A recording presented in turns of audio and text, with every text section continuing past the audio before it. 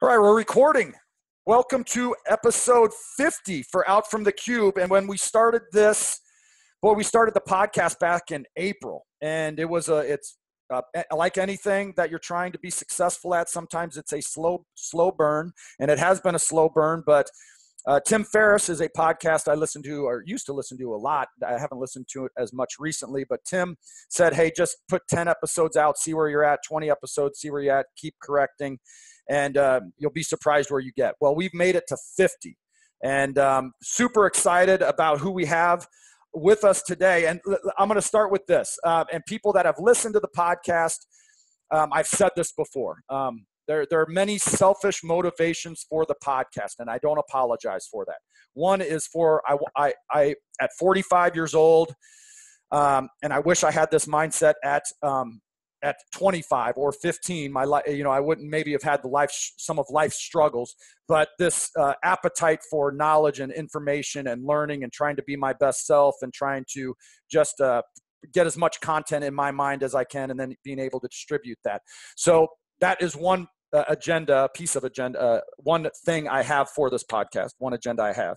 The other one is just to meet people, just to be totally honest. And because of the podcast, I have met some amazing people. I've had some of the best conversations of my life.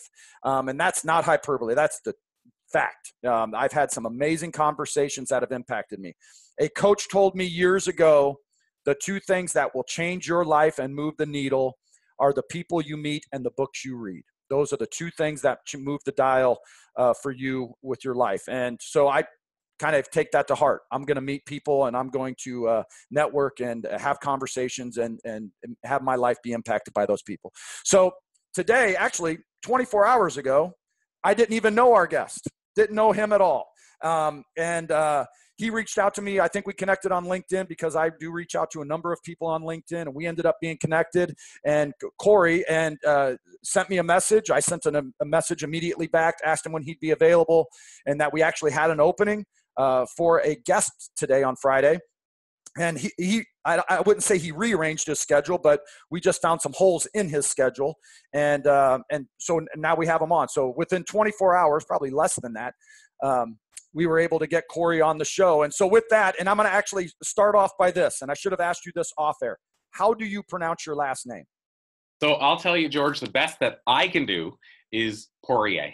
Poirier. That's as good as I can do. Okay, so that is what I was kind of saying. So my last name has a J in it. It is Scandinavian, and if you look at my name, everybody says Evjen, but it is actually Evjen. So you have the R in the middle, but it's Poirier, right? Poirier.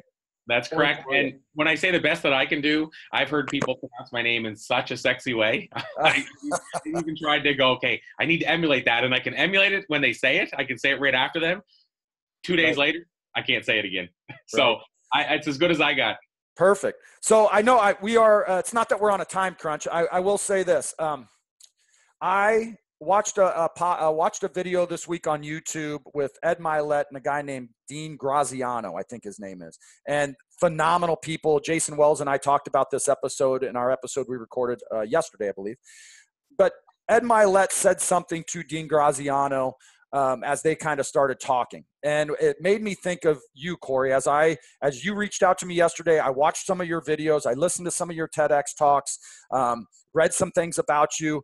And Ed Milet said this to Dean. He was like, being with you and talking with you and researching you, you have something in you that I just innately am rooting for. Like there's just something about you. And he said that to them. And as I'm watching these videos, I'm like, man, that guy's on it, man. I was pulled to you. I was locked in on what you were saying. And I was like, I root for that guy. And I don't even know him.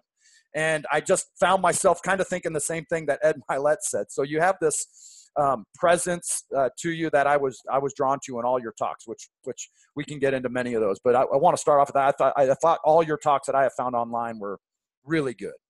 Oh my, well, that's more than humbling. So wow, thank you so much. Yeah. So in doing some research on you, and this is what I wanted to start with, and you brought it up offline before we got going.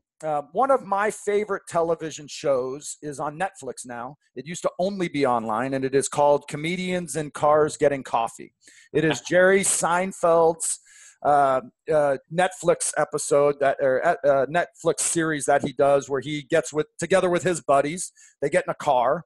They actually now do an errand. They go and somebody went and bought a rug, and they do different errands, and then they end up at a coffee shop and they talk just about whatever. Essentially, though, what they end up talking about is the craft and the profession of being a comedian and what that's like and how they prepare and what's funny, what's not funny, all this sort of stuff. And when I researched you, I thought of that because, and you even said today, you spent 8 years as a stand-up comic? Actually, 9 years, 700 shows. 700 shows?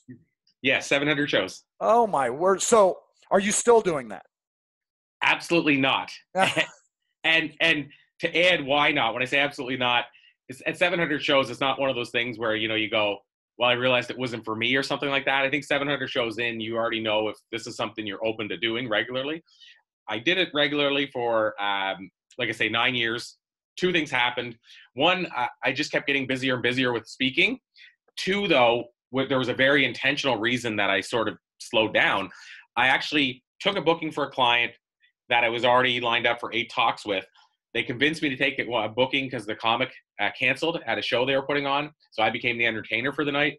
Out of 300 people in the room, one person was offended by one joke, but he happened to be the chairman of the board, and he canceled all 8 of my talks. And that was the day I said, okay, now either A, I have to separate it so far that I'm not even doing both in the same city, or B, I have to just take a break. And I decided the second part to take a break.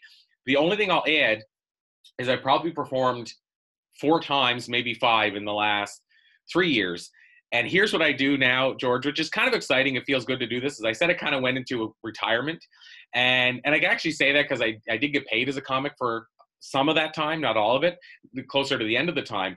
But what happened was I would get opportunities like to perform at Second City or to perform at the Improv. And they would just be random opportunities that came up. Maybe like Second City, I knew somebody, and he said, I hear you're in town. Did you want to perform at Second City? I'm like, of course I do. Anybody that knows Second City knows why I said, of course I do. The people on that stage would have been Dan Aykroyd, Tina Fey, Steve Martin. And so long story short is now what I do is I only perform those kind of opportunities where I just can't say no. It's just one of those moments where you're like, I'll regret this if I say no.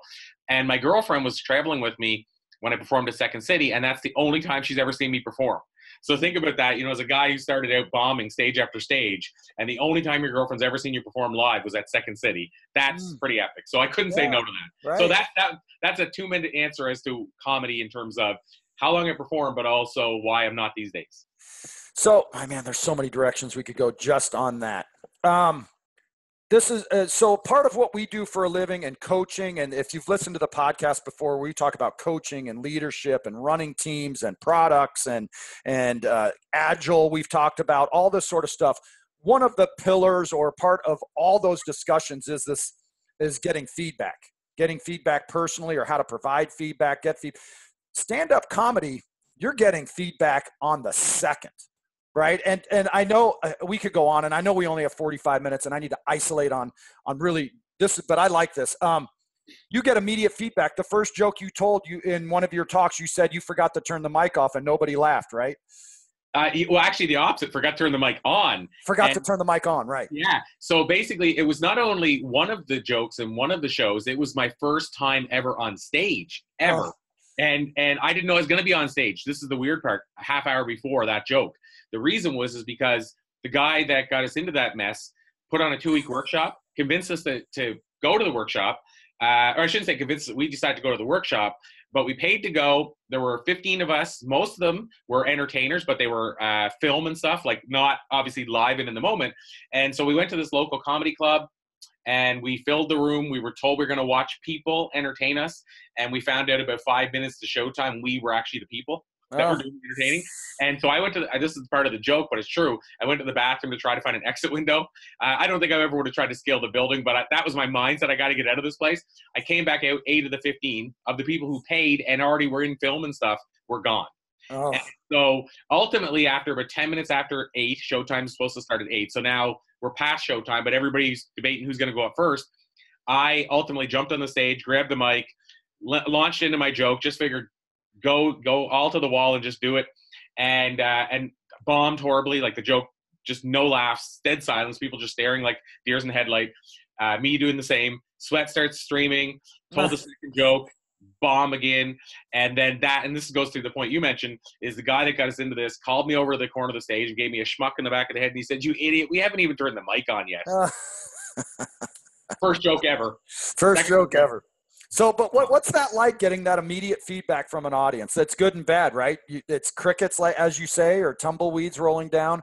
But then there's the great laugh where you just, to both extremes, right?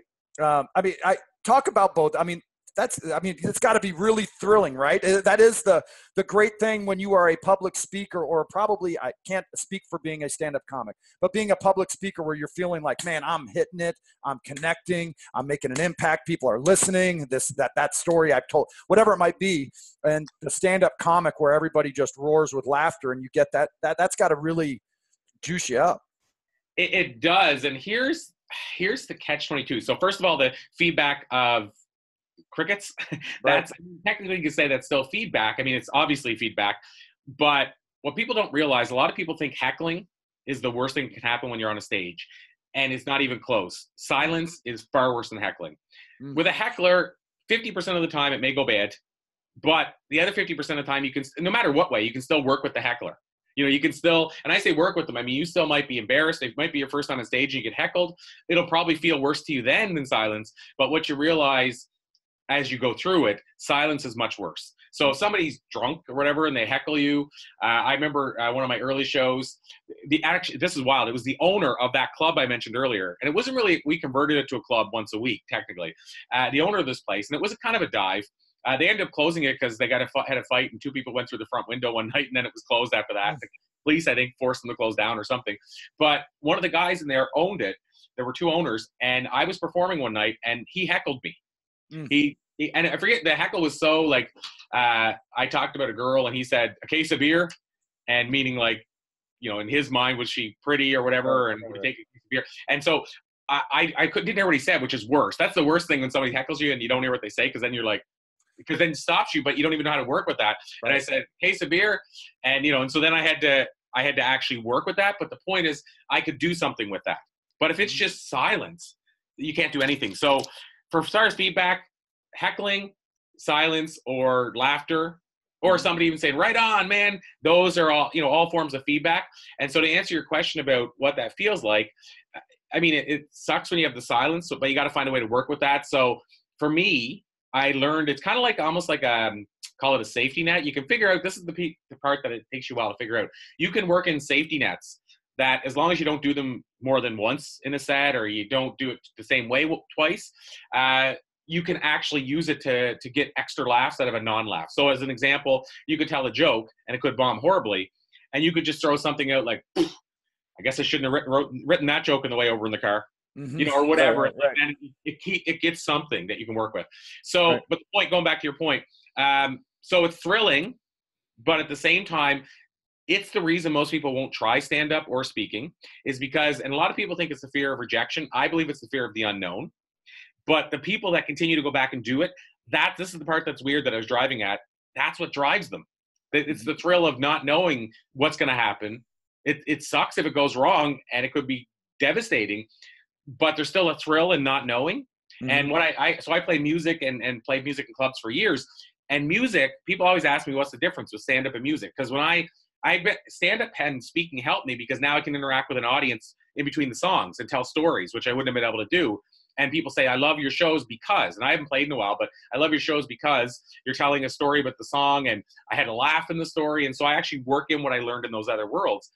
But the point is, people say, "What's the difference?" And I say, there's no such thing as ever mastery, I don't think, but you can come very close to mastering music and having 5 nights in a row that went off without a hitch. Comedy is a different beast. And I think that's what drives people to keep going back. But to finish this all off, what I will say is, and as an example, it happened yesterday, speaker or comic, the thrill of what could go wrong is always apparent to you. Like not early on, because you're so in the moment, but as you start doing it, you're actually going in your head, "Okay, what was that feedback? Well, how can I work with that feedback? They laughed at that part I didn't think they'd laugh at. Now, should I add something else in?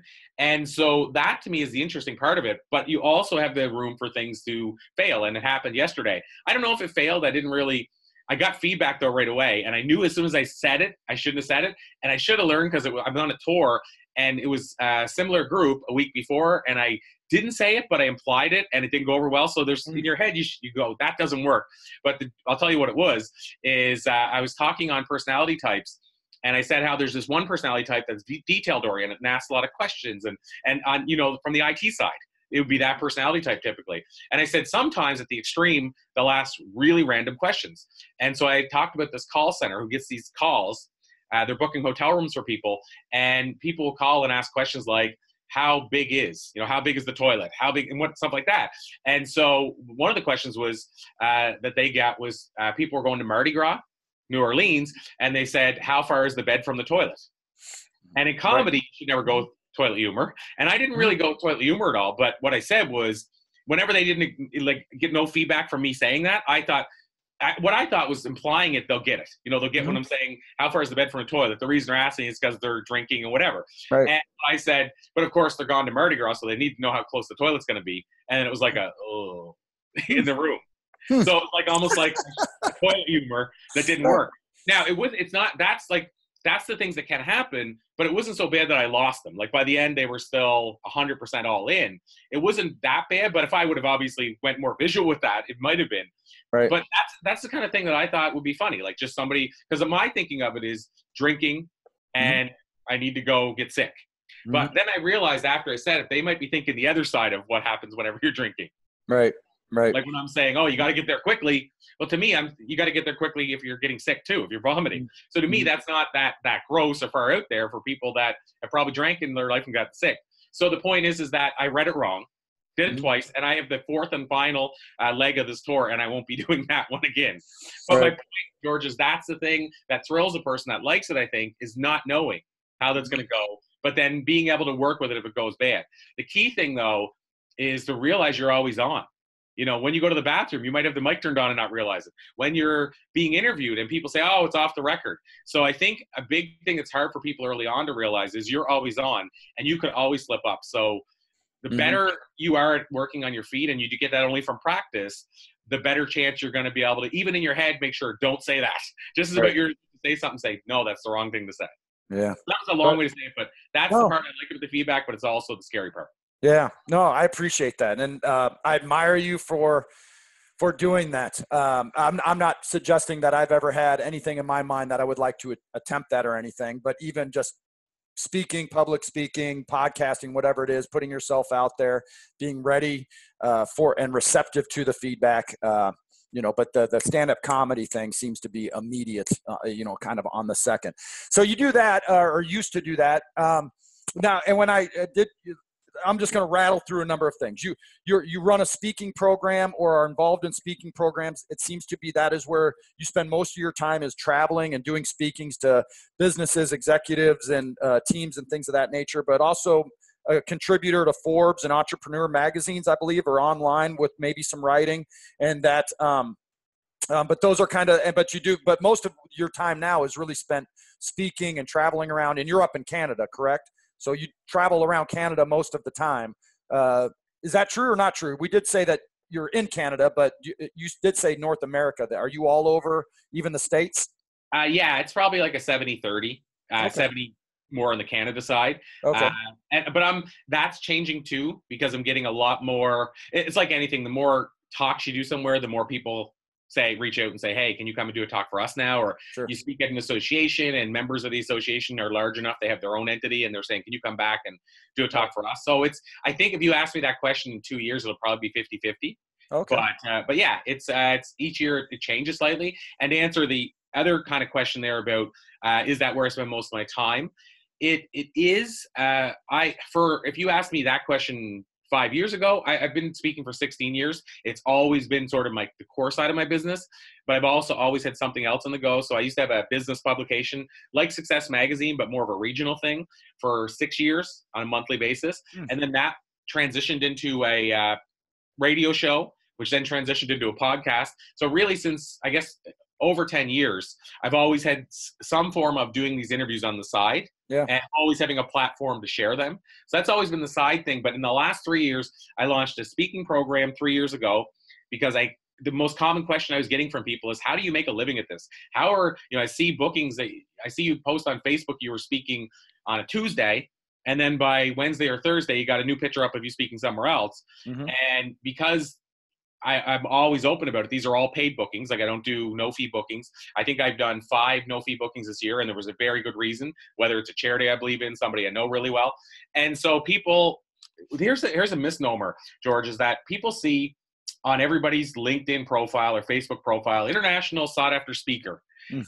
And then when you dig deeper, you find out a large percentage of those people speak 3 times a year or don't get paid for any of their talks. And I say this knowing firsthand, and I'm not outing anybody, but people that come to my program that have international best-selling sought-after speaker and reach out to me and say, can you teach me how to get paid to speak? Mm. And we're just in that world now where, unfortunately, everybody thinks I can just put whatever title I want up, and that makes me that person. But here's an interesting thing. I don't know if you're familiar with the name Lisa Nichols, but we had her on the show recently. She was in The Secret. She has a company called Motivating the Masses, and Lisa is a 7-figure speaker, and so meaning she earns in excess of $1 million a year. And they did a study with her company that showed that less than 10% of the speakers today make 6-figure income, and that's not just speaking. Like with their whatever business they have, people that are involved in speaking, less than 1% make 7-figure income. But yet, almost every person you look at on social media now is a speaker. And so why I bring this up is because people were saying to me, how do I actually get paid? It's one thing to put it on my page, but I want to actually be that guy or girl that's getting paid to do this. And then, so that was 3 years ago. And then my new question that started up about a year ago is, once I passed the corner of 2 to 3 TEDx talks, once I was going from 2 to 3, as soon as, after second, and then once the third hit, then I started getting the question almost weekly, how did you secure a TEDx talk? I know people that have this massive signature story, and they're all over the media, and they still haven't got a TEDx talk, and this little random dude has 3. How are you doing it? And so I launched a year ago a TEDx program.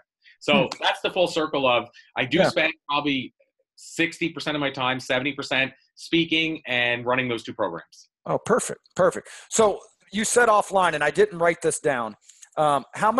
So you got into interviewing and podcasting, and you had this mindset, hey, I'm going to find some of these high achievers, right? And I love it that you kind of preface that by saying they not necessarily high achievers financially, right? And I kind of like that mindset. And you started interviewing these people. How many people did you say you have interviewed to this point? Over 5,000. Over 5,000 people.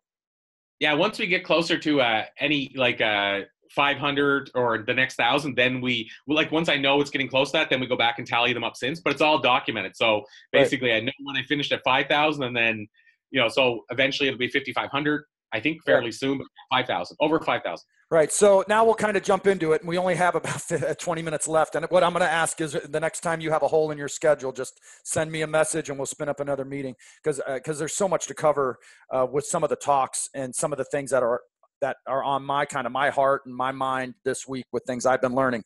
But let me ask you this real quick: 5,000 talks with people that you kind of claim are high achievers. What is the commonality amongst these people? To kind of start putting some questions. I'm not saying that everybody had this, but what is something that just sticks out to you? Like, yeah, they had that, that are kind of these not separators, but these things that kind of put these people together. Yeah, absolutely. I'll give you the top 3. Okay. And, I want to make sure, even though we have a short amount of time, we deliver as much value as possible. And It's funny because I don't know if you ever heard of the DIP method of storytelling, but it's funny because I feel like we've kind of sort of started down that path, which is cool, even though, because the cool part about that is people don't realize sometimes they're learning through the DIP method. But basically the DIP method is you start with somebody's, so in other words, if you're sharing a story, you'll start with your high points. Here's my achievements, what have you. But it wasn't always this way. Here was my journey. And so, for example, we talked about me bombing on a stand-up stage, or it could be talking about when I faced anxiety and all those. That's your your bottom of your dip. And then the coming back out is, what did I learn that helped me bring me back out? Mm-hmm. So we're actually at the what brought me back out part right now, which is when I started interviewing these high achievers, I started realizing what I was doing wrong by seeing what they were doing right. And so that's why I said I'll go to the top 3. And just to give people 2-second backstory, because people might be thinking, well, he's interviewed these high achievers or super achievers or leaders. Who are some of these people? So I know if they really are, in my mind, high achievers. And I say this because, George, a lot of the names people instantly recognize. So Jack Canfield, the Chicken Soup for the Soul guy, would be one. Mark Victor Hansen. There's Rick Hansen up in Canada with the Man in Motion tour that he had. Pop star Keisha Shante, Olympic gold medalist. Rob Brown, who's an NHL hockey player. Larry Wingett. Lisa Nichols, who I just mentioned. I just have this book in front of me, but Michael Port, I don't know if you know that name or not. Right. Yep. Has heroic public speaking, and on and on and on. And so these are really people, this is why it's significant. These are really people that have literally got to the top 1% of their field in almost every case. So that's kind of the backstory. As far as what they have in common, I'll go reverse order, because to me that makes better sense than to try to start with the best and then people are like, well, I already heard the best, so I continue. So the third most common trait is what I call the power of no.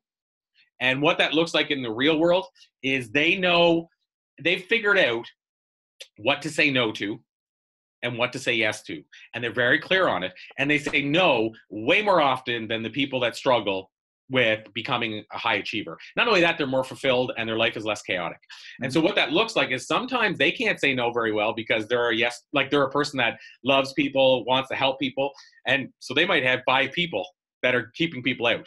As an example with Jack Canfield, and not to say that he wouldn't say no, just as easy, but when you're reaching out to somebody like Jack Canfield, it took 4 months to get that interview. He has a whole layer of people, even if they're not saying our goal is to say no, their goal is to separate what can Jack spend his time on, given he has a limited amount of time and he's only one person. So whether the person figures it out themselves and they have their own system for saying no, or whether they have a whole team that does that, they figured out how to say no to all the things that won't move the needle, so they can focus on just the few amount of yeses that will and can move the needle. So the power of no is almost, without exception, something that these high achievers have to practice. They don't even have a choice because they're so busy, they can't say yes to everything. Because everything, as we know, you say yes to means you're saying no to something else.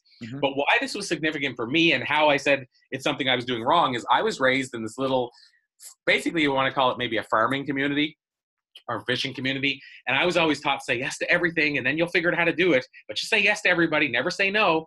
And so it was a real big life change for me to figure out that the people I was trying to strive to become were saying no while I was saying yes. So that's the third most common trait. So I can dive if you want now into the second one. Yeah, what's the second one? Okay, second one, you alluded to it earlier. There's a great quote that's similar to what you were mentioning, and I think it's by Les Brown, but as you know with quotes, who knows? It could be from somebody else. But the quote was along the lines of, the only difference between the you of today and the you of 5 years' time will be the books that you read and the people that you meet. So this is where that, I think you said a coach told you that, or somebody mentioned that to you. So what we've discovered is lifelong learners are leaders. That's how I'll position this. So what we've discovered is the people that continue to invest in their mind, I call it feeding their mind, the right things are the ones that rise to and stay at the top. And that's why it's no surprise if you study the leaders of 100 years ago, they all had personal libraries, even if they didn't finish grade 3. You know, we went to Concord, Massachusetts, and Ralph Waldo Emerson, who a lot of people listening will probably know that name, wrote a lot of great quotes, was a great author in the 1800s. Same with Henry David Thoreau, Louise May Alcott, who wrote the Little Women books. They were all in the same area, and we went there to visit that area a couple times. And we went to Ralph Waldo Emerson's home, and his personal library was, I think, bigger than the public library at the time. And so that's no coincidence. These people realize the importance of feeding their mind. And I always add in the preface, feeding their mind the right stuff. That's why I don't say readers are leaders anymore, because you can be reading the wrong stuff and it's not going to make you a leader. You could say leaders are readers, but you can't say readers are leaders, truthfully. But the key thing is now, the reason I changed it to learners is because you don't have to read anymore. You can listen to a podcast, a show like this. You can get your information and content from a TED Talk. But the key thing to know is they're finding a way, these leaders, to continue to self-educate long after their schooling's done, and they're getting the right information. And in a world today where we're information heavy, wisdom light, they know how to get to the wisdom quicker than everybody else. So that's number 2. Perfect. And I do have that written down. That was in one of your talks. Could you say that again? We are information heavy and wisdom light. Is that it? I say that correctly? You did, 100%. Right. Because I think that's a lot of what you said in some of your talks. And when you're done with this last point of what you've learned from these people, I want to circle back on some of the things I've learned this week and to get your perspective on it, because we have about 10 minutes. But what was number one? So number one, the big drum roll, I guess, is it's an interesting one. It's interesting because some people would argue this one with me, but I can only tell you what I've discovered. And so the number one is that these people, I'm going to position it different than I used to. They're living their passion and they're living on purpose. And the reason I position it that way, George, is because our show used to be called Conversations with Passion, our radio show. And what I found in the last couple of years is I use that word passion, even with some of the highest of achievers, and I've been getting pushback. They really don't like this idea of passion. And the reason is because perhaps it's become overused. And their thinking is their clients will come to them and say, well, I guess I'm not going to be successful because I can't find my passion, but everybody says you have to. So their thinking is people that are using this term passion in that way are actually making people feel less of, or like they're not successful or they're a failure. I don't look at it that way, but that's kind of what I've been hearing from about 50% of people, and it's a change in the last few years.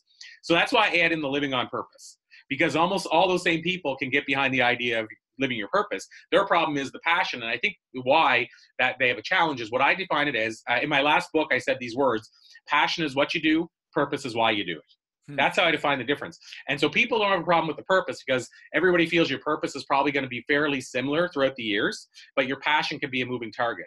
Or they also feel that you don't have to necessarily be in love with what you're doing, and it can still bring you purpose. So take whichever way you want out of that. But basically what I've discovered is that the number one trait is these people have discovered their passion and they're using it to live their purpose. I think that's, so passion is what you do and the purpose is why you do it. And I've heard this from a number of other people, and I heard it from you in the past 24 hours in some of your videos, but it's about figuring out your why. Your why is bigger than your fear. Getting out of your comfort zone was from one of your talks. And I really like that. Like we had a gentleman on a couple months ago that went and adopted a little girl in Haiti. And at some point during that adoption process had guns to his head and had machetes to his neck and was told to leave and it wasn't going to work out, but he kept going. And I kept asking him, I'm like, man, I would have walked away from that. I would have quit. I would have wanted no part of that. But his why was so big on why he had to get that little girl and why it was important to him. And that keeps you going. That's what gets you out of your comfort zone. So that is, I take a ton of notes. People that do listen to the podcast know I take notes. I'm holding them up on YouTube. This is my weekly notes. And a large chunk of these notes that have taken this week are from you. But this idea is from you, but I heard it earlier in the week. And I wanted your opinion on this take on this and how you feel about it. This idea of eliminating people from your life this is a quote from Dean Graziano, and you said it very similarly. Eliminate people from your life that rob you of your confidence. But you have a list, I think it was your list of your weed list, things that you need to pull out, that you need to weed out of your life. And I think it was your number 5. It wasn't your number 5. It was your number 4, to pull out the other weeds. Right? It's the same idea. So talk about that, because I think my life changed substantially when I started removing, not in a bad way, but it's just like, I don't want negativity and resentment and criticism. I don't need that in my life 24/7. Right. And so but talk about that. Like I pulled those weeds and it changed my life. Absolutely. So in a TEDx talk, as you know, you're limited for time. I think that TEDx talk you're referring to was like 12 minutes. So you can't go into an exercise for doing it. Right. But what I teach is an exercise for how you can actually do that. And that's what sort of was the catalyst for sharing it in that talk. So I think I called it removing the other weeds weed. That's exactly how you say it. Yep. And so what I tell people to do, and so I have to tell you why I say this is because, as you just said, in my life, I had to make that change. So you said that you made a change for yourself as well. So what happened with me, George, is that this is not to go too far into this, but basically I battled anxiety when I was like roughly 19, 20, 21. Then it kind of morphed into hypochondria So for those listening, it basically means if you read about a disease, you start developing the symptoms until the doctor says you don't have it, and then you develop a new disease. And basically, so you go through the motions of different diseases. And I had that for about 4 years. And I've always said that you can't have that fully in your body and also be an optimist at the same time. You can't think I'm going to die tomorrow and also be an optimist at the same time. So so basically I came out of that, and how I came out of that is I discovered my purpose and passion, which is probably why I'm so big on telling people about the importance of that. And so what happened was I started slipping again, maybe 3-4 years later, and I couldn't figure out what was going on until somebody in my life was with me, and it just clued in how negative they were being and how toxic they were. And I always thought I was surrounding myself only with positive people. So here's where the exercise comes in. What I did was in my own head, I didn't hear anybody say it. I just said, I got to figure out what's the one way I can figure out what's coming into my life in terms of toxic energy, at least from people. And I figured the only way I can do it is to do an inventory. So I basically put down a piece of paper, put a line down the middle, and I basically said positive on one side, negative on the other, and who's adding positive, and I wrote them on the positive side. Who's adding negative, wrote them on the negative side. And what I really wanted to know was how big the numbers were on each side. And I would have guessed out of the 18 people I put on that list, probably 16 would have been positive, and it turned out it was like 12 were negative. So more than half of my list was negative. And so then I knew who was having the negative or positive influence. And then I had to do what you just said, which is I had to adjust accordingly. Mm-hmm. So for people, I'll say, take that as you will, in the sense that for some people that might be, I have to remove this person. For others, you might just say, okay, I'm with them 3 days a week. I got to be with them 1 day a week. I leave it up to people to decide, because only you know if you can remove this person from your life. Could be a family member you're really close with. But the bottom line is you want to have that list, not just half positive, half negative. You want to have it balanced very well so that's like 80, 90% positive, because the truth is throughout the day, you're putting in positive deposits, and everything that comes in negative is basically taking withdrawals. And you have to have more deposits than negative. So what you're referring to there, that's what I tell people to do. Do the exercise. Say, okay, I surround myself with, and put a list down. You can just do the list first and say, I surround myself with 12 people most often. Or even type of clients I surround myself with. Think about the past week and figure that out. And then go, okay, now I'll add a positive and negative besides each one. And then you can separate the list, or you could just add them up. And if you know that the list is heavy with negative, you need to make changes. That's the whole summary of that system. But that's basically what I figured out, is I needed to get rid of some of that negativity. And then you can flip this and say, once you figure it out with people, you can then do it with things that impact your life, like what you eat, what you're reading, what you're feeding your mind, what you're watching, all that kind of other stuff too. Yeah. So the other thing, and I know we have to wrap up, and there's one more question I want to ask you essentially after this.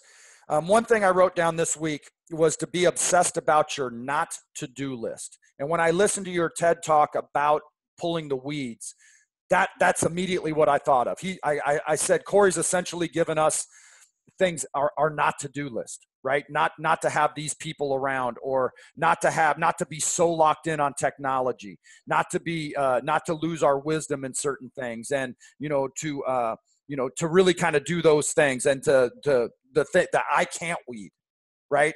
And I just really like that, because I'm very much in sync with those things. But that's kind of what I took from your talk was, hey, Corey's given us a what not to do. So to people listening, every single day I open this old notebook and I have my to-do list.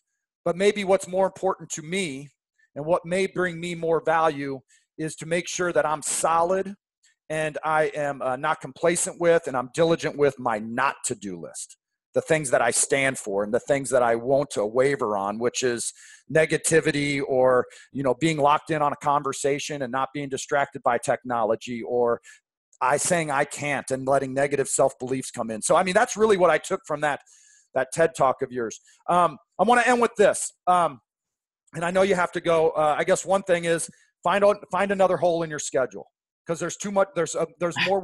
There's more we need. There's more that I can learn from you, that we can all learn from you. I have a friend of mine that's on every week. I mentioned him earlier. His name's Jason Wells. He's a dear friend of mine. And he told me the story about, hey, when I meet somebody new, I never ask what they do for a living anymore. He goes, when I get on a plane and sit next to somebody, the question I always ask them is, what are you passionate about? And I started doing that. And not to go on a big story, but this past week I was at a city in Missouri where there was a winery, and I was sitting down, and there was a cop there, and the cop and I were just talking. And I said, what are you passionate about? And his eyes lit up. And he looked at me like he had never been asked that question. And he looked at me and he said, I'm passionate about restoring old cars. And I was like, man, that's badass, man. And we sat for 30 minutes and talked about that. And it was an amazing conversation for me watching this guy just really light up talking about that. So to you, Corey, and I know you have to go. What are you passionate about? So I have to say one other thing, George, just before I answer that question, but something that's interesting that you triggered here. So I got to say it because it'll crystallize it for me and also internalize it. But when you mentioned that about the not to do list, I actually, and I got to get back to doing it, almost like a journal. I used to journal on what not to do. You know, to write, to get it in your head, almost like an affirmation. As you just said, don't surround yourself with these people. Don't do this, don't do that. But you triggered a new idea, which is that I've always done like an ABC list. Mm-hmm. And so for me, the C's are things that I'm not going to end up doing.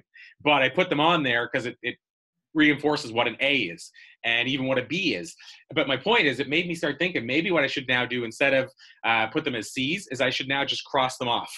As soon as I put them on and I realize they're C, like maybe there's a power, some sort of energy in just crossing it off. Mm-hmm. And maybe it forces don't take this.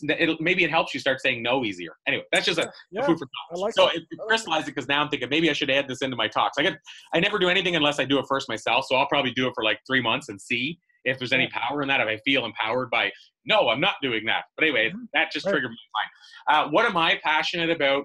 So I have multiple passions. Clearly from this conversation, we've already sort of probably figured that out. But what really, to me, if I look at what the core essence that's underlying all of the stuff that I'm doing, it's really impacting lives. So this is, I mean, tying into the purpose and the why as well. Mm-hmm. But the what I'm doing, hopefully, is impacting lives. And I'm doing that through, let's say, music, comedy, speaking on a stage. So it's all really communicating something to people that hopefully can transform their way of thought. So what do I mean by that? You're performing stand-up comedy. Maybe they're having a horrible day. They get a laugh out of you. It helps them escape a little. You're playing music. We can all unify through music. Maybe it makes them feel it sort of as almost like a group. Mm-hmm. That's part of this whole thing in this nightclub at one night. Or if I'm speaking to an audience, maybe together they're rooting for me, I'm rooting for them. We all want to succeed together. Or maybe I'm trying to impart something in their mind. So the what I'm doing to me is more tied to maybe the why I'm doing it than maybe other people. But the what for me is maybe a means to an end. So of course I enjoy being on the stage. I mean, that's all tied to everything I do. But why I'm doing is either to help somebody escape, to transform their mind, to make them think a different way than before. So that's what gets me jazzed up. Being able to have that opportunity to share ideas with somebody that could potentially transform their way of thinking and their way of doing. That's sort of that's what gets me jazzed up. And so that's my passion. But again, it's really tied to my why or my purpose too. Perfect. Listen, I know you have to run, but real quick, how can people track you down? I know you and I connected on LinkedIn. Is that the best way to track you down for people to reach out to you? I would say the better way probably for me is, I call it the hub, but my hub is thatspeakerguy.com. Thatspeakerguy.com. And then if they go there, you'll be able to watch those TEDx talks we were talking about. It has all my social media at the top, so they can go to LinkedIn and connect there, or Facebook, or wherever they like best meeting. But also, we talked about my program and stuff like that. And not even saying if you want to jump into the program, but if you want to learn more about it, or if you say, I know somebody that'd love to get into speaking, the link there, I think one of the links basically says, learn more about the speaking program. So my books are on there. So everything is on there. So rather than kind of trying to get to know me through 9 different places, go there, and then you can direct yourself from there. Okay, thatspeakerguy.com. That's me. Perfect. So look for that. Also, I will put that in the show notes at the bottom of the podcast that you'll be able to get on iTunes, Stitcher, or Overcast, wherever. And also, this video will be up on YouTube. I will put it in the show notes there. So you'll be able to track down Corey. Listen, Corey, we connected on LinkedIn. You sent a message to me. I reached out to you and said, the thing I'm learning with this is just to learn to ask. People can say no, and probably as you got your 5,000 great talks that you had with people of influence and elite performers, you probably got told no a number of times, right? But you have to learn to ask. So I'm glad I asked. I really am, because you've impacted my Friday, which will lead me into a great weekend and a powerful Monday. So listen, really appreciate your time. I really do. And find a hole in your schedule so we can do this again. I will do, and I'll leave listeners with this one thing, listeners and viewers. One of my favorite quotes ever is by Steve Martin. So I'll leave people to think about this and how they can incorporate this in their life. But Steve Martin had this brilliant quote that says, be so good, they can't ignore you. So what I would leave people with is thinking is, how can you put in 10,000 hours into something so that you can be so good that people can't ignore you? Figure that out.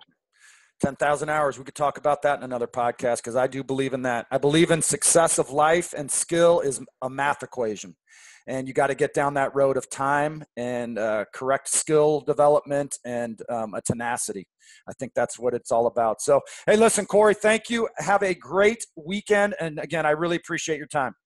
You too, George. It's been a pleasure. And let's make that, as you said, let's find that hole in the schedule and make it work again. Perfect. Thank you.